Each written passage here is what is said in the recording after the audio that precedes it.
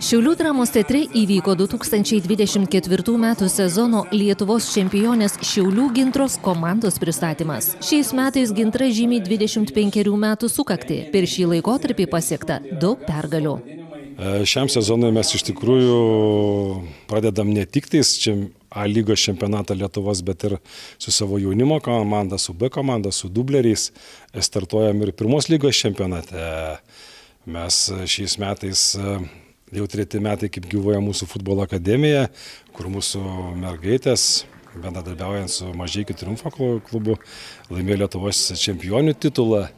Tai vėlgi ta pamaina auga ir galvoti, kad Gintra labai lengvai ateina ir viską laimė, taip iš tikrųjų nėra.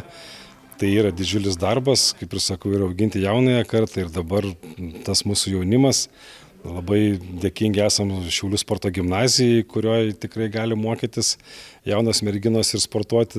Pristatymo metu buvo aptarti ateinančio sezono uždaviniai, tikslai bei iššūkiai. Nors Gintros komanda yra jauna, amžiaus vidurkis nesiekia 20 metų, klubo prezidentas tai įvardyja kaip privalumą – didelį siekį pergalių.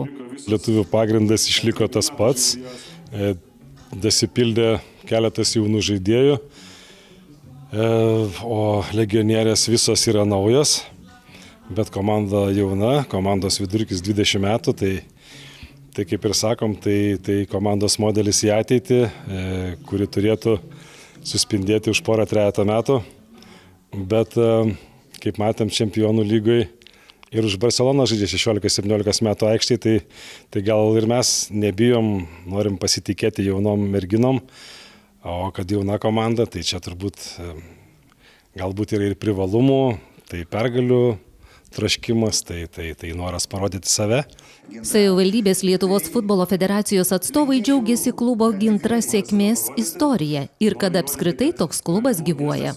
Labai malonu, kad turime tokią retą išimtį, retą sėkmės išimtį, sėkmės istoriją, kuri turi klubas Gintra, turbūt verta Gineso knygos ir ko norėtųsi klubui palinkėti šiame sezone, kad šita graži tradicija toliau tęstųsi, kad būtų išlaikytas Lietuvos moterų asociacijos A lygos 1 vietos nugalėtojų prizas jų rankose ir kad ta graži tradicija, kaip minėjau, būtų pratęsta ir šiemet 2024 metais. Belieka tik pasidžiaugti, kad Šiauliuose dar gyvuoja ir tikrai užima aukštas pozicijas futbolo klubas Gintra. Netgi vyrų komanda yra į ką lygiuotis ir tikėtina, kad tikimės ir šį sezoną, kad jos išlaikys tas pozicijas, kurias eilę metų yra iškovojusios ir labai vylimės, kad geriau, sėkmingiau sudalyvaus Europos taurės varžybose.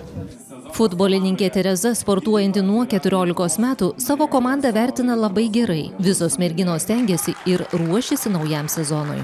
Kiekvieną treniruotę stengiamės, žaidžiam ir ruošiamės labai, nes reikia tikrai pasiruošti, nes komandos yra stiprios ir čempionų lygą reikia pasiruošti, tai ruošiamės, vertinu labai gerai.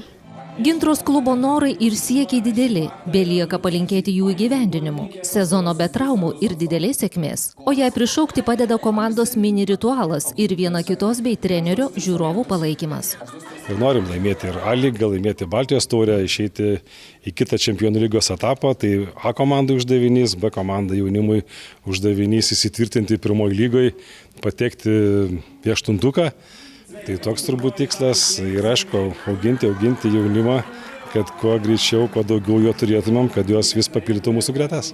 Tai lūkesčiai, aišku, būti čempionės ir UEFA toliau laimėti kiekvienas varžybas, patekti į kitą etapą. Prieš varžybas ateiti, visas sudėti rankas, pasakyti šūkį, vieną kitą paskatinti ir taip pradedam varžybas, toks mūsų ritualas, padeda tai komandos draugių palaikymas, svarbiausias ir tas ir padeda labiausiai trenerių palaikymas, žiūrovų visų.